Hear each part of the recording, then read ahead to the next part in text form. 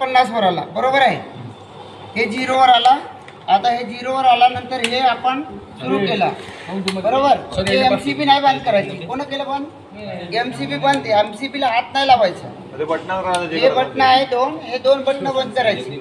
MCB ला वेळोवेळी बंद नाही करायचं. लक्षात आला? हे 0 वर आला. आता आपला जे व्होल्टेज आहे हे आपण स्विच ऑन केला.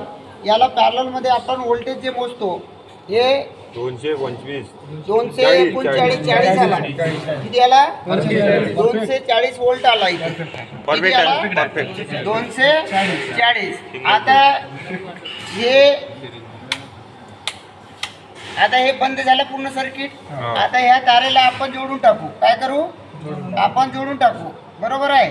हे जोडल्यानंतर आता आपल्याला या सर्किटचा करंट मोजायचा आहे. याच्याद्वारे काय मोजायचं आहे? करंट. आता हे करंट आहे. तर या करंटची रिडिंग एकदम नाहीशी, म्हणजे बल्ब आहे. हे केलं सुरू. आता याच्यामध्ये या बल्बला दुसरा मार घेतला होता.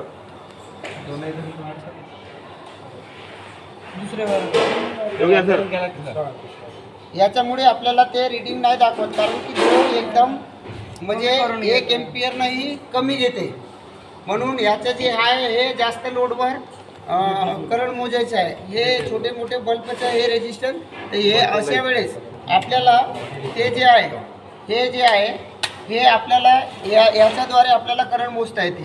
आता हे जे आहे हे आपण ओपन केला. काय केलं? ओपन. आता ह्याच्याद्वारे आपल्याला ह्या बल्बचा करंट मोजायचा असला तर मग हे दोन पकडून ठेव. सर ते घ्या, ते मीटर चांगलं आहे.